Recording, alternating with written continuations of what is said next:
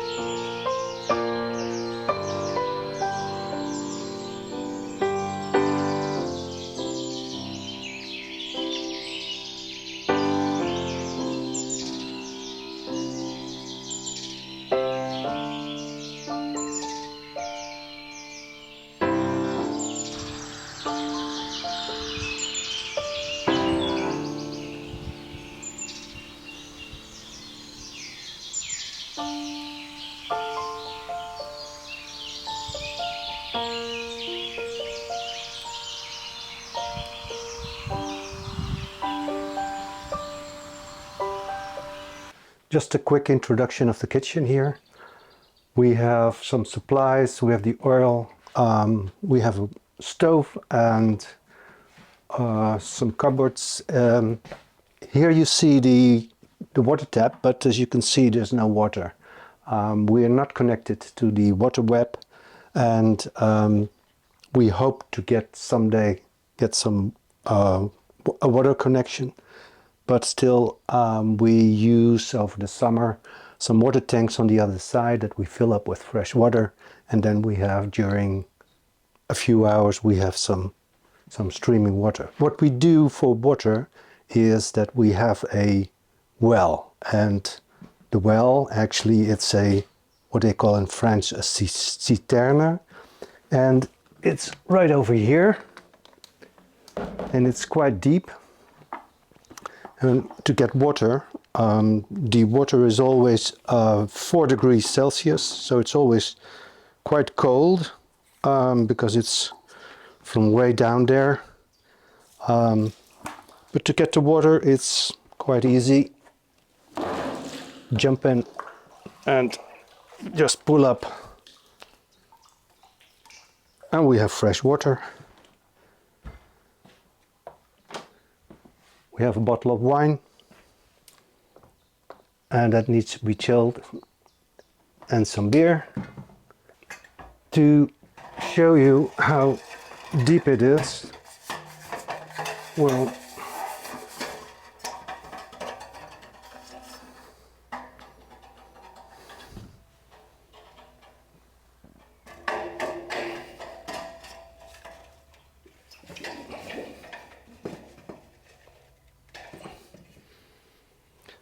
is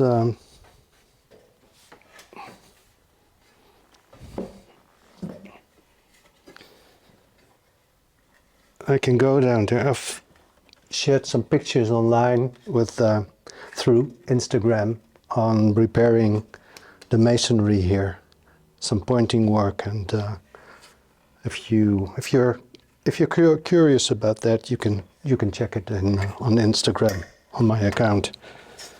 But it's quite narrow and claustrophobic over here, as you can see, and here. It's quite deep and cold.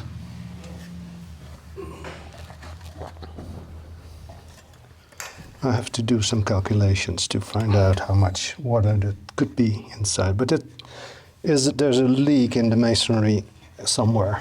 So whenever it fills up with rainwater, then it's after about a week, it's going to be empty again. Well, not really empty. We have enough water for a few weeks, but still it's a hassle to get water.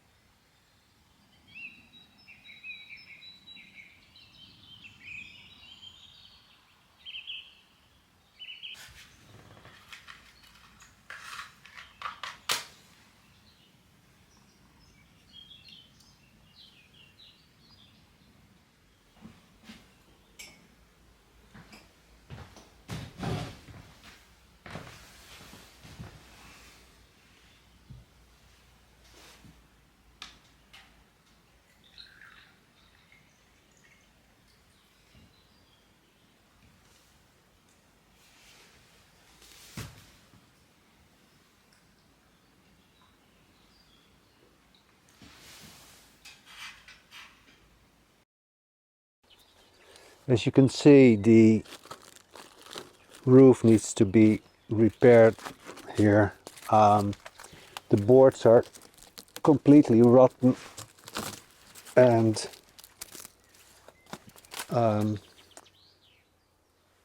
it's this ramp was used by the dormice as the main entrance. And you can see that it's been well used. It's been wet for a long time, for a few years, and we have to repair this. The dormice were chased away about 2 years ago, I think, by the stone marten. And last summer we were able to sleep quite well during the summer, and no dormice under the roof. They were living in between the roof itself and the iron plating, and but the stone marten is okay. He can stay. We'll make another entrance on the other side so he can just get in and out. But the roof, I have to really repair the roof. Have to sand the plating. I have to repaint it twice, the whole area. Also the other side, especially the other side, because that's where the solar panels are going to be.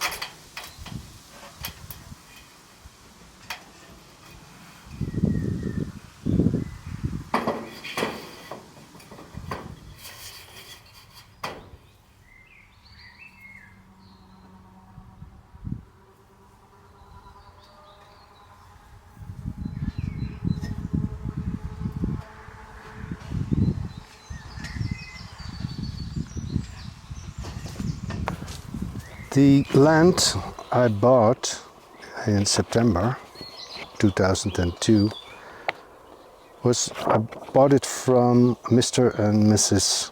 Claude Beauchamp. There was an old couple and they were living about half an hour away from here, but they were getting too old to maintain the place.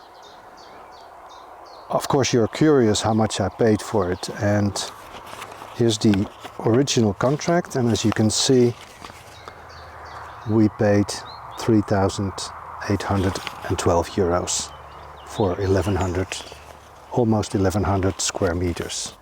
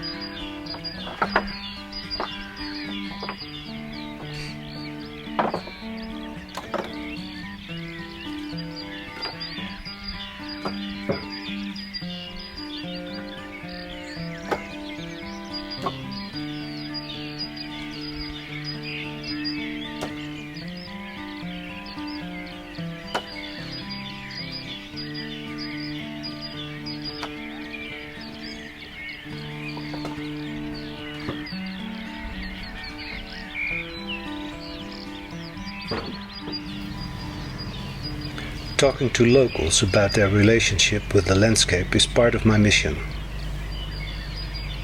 My first guest in my video diaries is Xavier Antoine, a local retired forestier or forester. He told me over a beer that contrary to what many people believe, forests have grown a lot in France. Ever since 1985, an average of 85,000 hectares is added yearly to the existing acreage. Xavier supplied me with some firewood when my supply was ran out, and told me about the community forest where locals can harvest what they need. I asked him to explain how this works. Nous sommes en forêt et c'est possible aussi d'expliquer votre métier ou c'est une profession ou comment ça s'appelle? C'est une profession, on dit forestier, c'est un grand mot, forestier. Oui. Parce que dans les forestiers, il y a des sylviculteurs, il y a des bûcherons, il y a des débardeurs, il y a des grimpeurs, il y a des techniciens qui s'occupent du terrain, il y a des géologues, il y a beaucoup de trucs. Et le tout fait que la forêt est gérée par toutes ces personnes-là. Oui. Chacun a une tâche bien précise dans son métier. Et qu'est-ce que vous avez fait? Moi, j'ai commencé par la sylviculture. C'est-à-dire que je travaillais dans les semis, je sélectionnais les arbres pour l'avenir. Ok. Ensuite, j'ai fait bûcheron, j'abattais les arbres. Et combien d'ans? J'ai fait sylviculteur pendant 10 ans, bûcheron sylviculteur pendant un peu moins de 10 ans. Oui. Ensuite, j'ai fait élagueur, 10 ans. En même temps, j'encadrais un chantier d'insertion au bord d'une rivière. Je faisais des travaux de répisylve au bord de la rivière, enfin de plusieurs rivières de la Chière et tous les affluents de la Chière dans le canton de Montmédy. Pendant 8 ans, j'ai fait ça. Ok. Et ensuite, je suis passé conducteur de travaux et j'ai géré des équipes de sylviculteurs et je gérais des équipes de bûcherons. Oui. Plus, je fais pas plus ça. Voilà. Oui. Et j'ai travaillé 43 ans dans la forêt. Voilà. Bon, nous nous trouvons ici en forêt communale de Montmédy, Oui. où j'ai effectué mes parts de bois de chauffage pour moi et ma fille.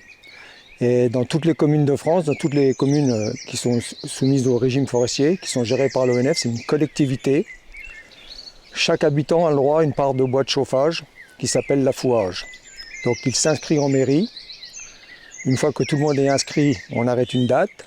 La commune donne une coupe où il y a du travail à faire pour faire des éclaircies, comme ici. Et il y a un tirage au sort en mairie. Et ensuite, on passe avec des gens de la commission des bois qui nous délimitent des parts. Moi, j'avais la part 19, 20 et 21. 19, 20, 21. Voilà. Donc 3 bandes dans lesquelles j'ai fait le bois. Et le bois est marqué par des agents de l'Office national des forêts. Il est désigné soit avec un coup de marteau, suivant la grosseur, la circonférence de l'arbre, la grosseur, ou alors à la griffe sur le tronc. Voilà. Donc je suis passé, j'ai coupé et j'ai mis en ster dans l'état là. Et ensuite, je repasserai avec le monsieur de la commission des bois. On va réceptionner le bois et j'aurai une facture par la commune que je paierai et ensuite je pourrai prendre le bois. Okay. Voilà. Ah bah ça se paye au ster, à l'unité. Oh, par ster. Voilà. Ah, Non, c'est pas la surface, Okay. c'est au ster. Ok. Donc on a le droit ici, la commune de Montmédy, jusqu'à une trentaine de mètres, suivant les besoins. Parce qu'il y a certaines communes, ils n'ont pas beaucoup de bois, donc il n'y a pas beaucoup de ster. Et à Montmédy, depuis une paire d'années, on a beaucoup de bois. On peut faire beaucoup de bois. Mais avec 30 mètres pour une année, c'est suffisant. Et combien d'habitants de Montmédy est-ce que... Les affouagistes, cette année, il va en avoir une trentaine. Il n'y a pas beaucoup de monde. Pas? Non, pas beaucoup. Pourquoi? Parce qu'il y a beaucoup de gens qui ne se chauffent plus au bois, il y a des gens qui ne savent pas faire le bois, qui n'ont pas le temps. Et voilà, et puis il y a des gens aussi qui ne savent pas qu'ils peuvent avoir du bois à un moindre prix, quoi, par rapport à un professionnel si on achète le bois tout fait, quoi. Oui. Et c'est aussi une activité sociale. Est-ce qu'avec une amie ou de la famille? Oui, on peut le faire en famille. Moi, je le fais tout seul parce que je suis un ancien forestier. Oui. Mais on peut le faire avec des amis, avec sa famille. Il y a même des gens qui prennent des parts de bois et qui les font façonner par quelqu'un d'autre. Voilà. Ok. Et quand on façonne ici, là maintenant, dans le temps, il n'y avait pas beaucoup de trucs de sécurité, mais maintenant, on est obligé d'avoir un casque, un pantalon. Sinon, la commune dit non. C'est obligatoire maintenant. Obligatoire. Chaussures de sécurité, pantalon, casque. Voilà. Aussi un casque. Oui, casque. Ah non, non, non. Ah si, celui-là, il est foutu. Ouais. C'est un frame, là, j'avais pas vu, toi. Ça se voit qu'il est foutu. Il y a Eh ouais, bah là-bas, tiens, celui-là là-bas. Celui-là là-bas aussi, là-bas. En fait, il y en a plein. Ben oui, là, ici, il y en a plein des comme ça. Tu vois, celle-là, elle a été martelée. Quoi? T'entends le chevreuil? Regarde, écoute. T'entends? C'est les chevreuils. C'est les chevreuils qui nous ont entendus, ils aboient. Voilà, donc. La parcelle là, on voit qu'elle est c'est beaucoup moins clair que là. Donc, ils ont martelé là. Les agents sont passés. On voit les coups de marteau sur les arbres. Oui. Vous voyez là? Alors, ça, les flashis, je vous disais, là. Là, il y a eu un coup de marteau. Donc, l'année prochaine, peut-être que la part de bois de chauffage, les affouagistes, ce sera ici, ou alors elle va être vendue sur pied à un professionnel qui va mettre des bûcherons, qui va couper les bois et ça va partir en bois de trituration sur Arnoncourt. Parce que on ne peut pas faire de bois d'œuvre là-dedans.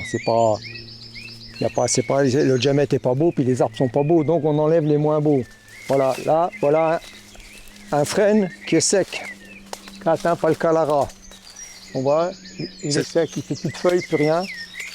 Voilà, donc là il est marqué au marteau, et des fois c'est marqué à la griffe. Là, la griffe, là, en face. Ça a été griffé. Oui. Voilà. Donc l'affouagiste ou le bûcheron qui va passer ici pour une entreprise ne coupera que les arbres qui sont marqués. Voilà. Et aussi un ou deux comme ça, parce que ceux-là, on ne les marque pas. Et alors, les arbres qui sont marqués restent ici? Non, on les coupe. On les coupe. On laisse que ceux qui ne sont pas marqués. Et bon, celui-là est marqué. Celui-là est marqué aussi, mais ça a été marqué il y a longtemps. Oh, Et la coupe, ouais, là, ça a été marqué il y a longtemps. Et la coupe n'a pas été faite, pour une raison ou pour une autre. Peut-être qu'il y avait trop de bois à ce moment-là, ou alors pas d'affouagis, c'est tout. Donc ils sont repassés, et là ils ont remarqué frais. Là c'est frais, de ce côté-là. Et les gens ne sont pas intéressés par le... Par le moment là? Non, qui sont tombés. Non, ben là non, ça va pourrir, il n'y a pas... C'est du vieux bois, mais ça est tombé il y a longtemps là. Oui. Donc l'affouagiste qui va passer là, il va prendre pour le bois de chauffage. S'il voit qu'il peut encore faire du bois de chauffage, il prendra. Mais autrement, il va le laisser. Ça va pourrir là, ça va faire de l'humus. Ok. Voilà. Mais c'est ici, c'est Un coup de marteau. un marteau. Et là, c'est marqué AT. On voit bien là-dessus le AT. Ah oui, c'est un coup de oui, marteau, marteau. Ah, oui. Et là, sur les petits bois de ce diamètre-là, on met juste un coup. Ça s'appelle un flashy. Oui. On met un coup de marteau, on tape. Et sur les gros bois, on met un coup de marteau à hauteur, comme là, et on marque à la patte aussi. Il faut mettre à la patte. Oui. Parce que une fois que c'est vendu sur pied à un forestier, à une entreprise, un ETF, ensuite quand le bois est débardé, l'agent repasse et recompte les souches pour voir s'il n'a pas coupé des arbres qui n'étaient pas marqués. Ok. Donc quand ils martèlent, ils pointent les arbres. Quand ils ont fini le martelage, ils savent qu'ils ont tant de hêtres avec les diamètres, parce qu'ils mesurent les diamètres. Oui. On mesure le diamètre de l'arbre. Oui. Alors on sait qu'il y a tant de hêtres de 40, tant de hêtres de 60, tant de hêtres de 80. On sait qu'il y a 15 chaînes de 90. Alors, on a toutes les essences avec tous les diamètres. Et après, une fois que le bois est parti, on repasse et on vérifie les souches qu'on repointe pour voir si le marchand de bois n'a pas volé du bois à la commune ou à l'État, si c'est une domaniale. C'est un problème des gens qui font... Ah bah il y en a qui font n'importe quoi. Hein. Oui. Il y en a qui volent du bois. Hein. C'est pas souvent. Bah, ça arrive, mais c'est pour ça que quand il y a une exploitation, l'agent de l'ONF est tout le temps là. Parce que ça, ce sont des forêts Ici, c'est du domaine public. Oui. Donc c'est géré par l'ONF, l'Office national des forêts. Oui. Où je travaille, c'est géré par l'ONF. C'est soumis au régime forestier. Alors moi, j'ai commencé comme apprenti, enfin, on va dire même manœuvre, et j'ai appris sur le tas avec des gens qui travaillaient déjà en forêt. Et j'ai commencé comme ça, j'avais aucune formation, moi. Oui. J'ai tout appris sur le tas. Et Alors, la profession, c'est aussi dans la famille non, faut- absolument pas. Mes frères et mon père étaient peintres, mon grand-père était peintre. Et j'ai toujours aimé la nature et depuis que je suis gamin, j'ai tout le temps été dehors. Donc c'est pour ça que je suis venu en forêt. Et ce qui m'a déclenché ça, c'est quand j'avais on va dire, même pas 15 ans, bien avant même. J'étais en vacances dans le Haut-Doubs et j'ai vu des bûcherons abattre des gros sapins. Et j'ai dit, c'est ça que je veux faire. Donc Oui, c'est Voilà. un moment d'inspiration. voilà. Et puis la forêt, j'ai toujours vécu dans la forêt, donc Est-ce que vous aussi allez pour promener promener, Oui. les champignons. des champions, oui. Oui, pour beaucoup les champignons, je suis un passionné de champignons et j'aime me ressourcer dans la forêt, quoi. Est-ce que vous avez trouvé à mourir Cette année, pas beaucoup. Enfin, j'en ai même pas trouvé. J'y étais 3 fois, mais cette année, c'est pas une bonne année à mourir. Enfin, j'ai pas eu trop le temps, mais c'est pas une grande année. Enfin, j'ai été 3 fois, hein, c'est tout. Hein. Et j'ai pas insisté. Ok. Mais des champignons ici dans la forêt Alors ici, il y a beaucoup de morilles, là, mais de la jaune, ici, Ok. le plat des truches. Ça s'appelle le plat des truches ici. C'est réputé pour la morille jaune. Enfin, c'est une terre argilo-calcaire. Il y a Oui. ça d'argile et en dessous, c'est du calcaire. Ok. Alors Mais maintenant, c'est la saison pour le morilles là, ça va être la fin. Hein. C'est la fin. C'est la oui. fin, hein, début mai. Ok. la fin. C'est aussi parce qu'il y a plus de beaucoup. Oui, peut-être, ou alors il a fait froid, je sais pas. Oui, Il faisait froid le matin quand même, mais après, Oui. il y a des années où ça donne pas, hein, puis il y a des années où la morille n'aime pas trop le froid. trop froid. Non.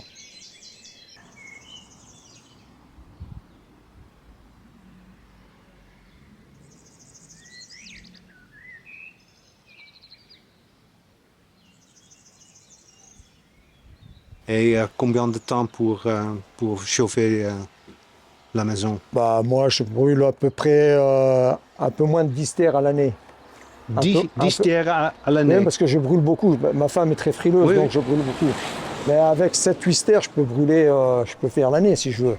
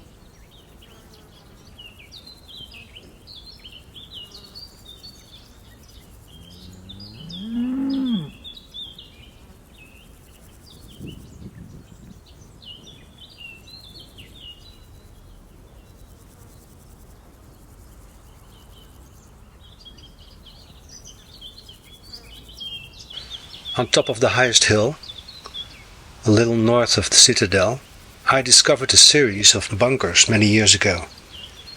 I immediately started daydreaming about turning it into a lazy summer lookout, with a glass structure on top.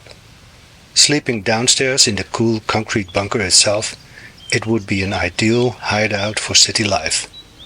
In the Dutch waterlines, also a military historical storyline in the landscape, many forts are being repurposed into restaurants, event locations and more.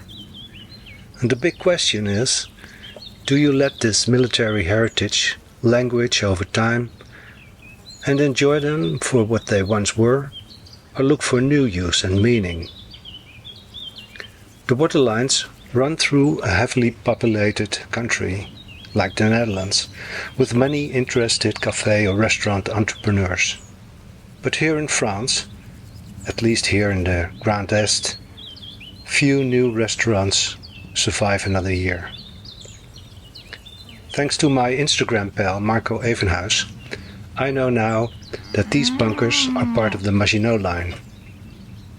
More exactly, the Petit Ouvrage de Tonnelle, and were built in 1935 to 1936. And if you're thinking of turning one of these bunkers into a tiny house, they are protected. Their historical value is great, and they are also now home to several colonies of 3 different bat species. I will have more quotes for you in my next videos. Thank you.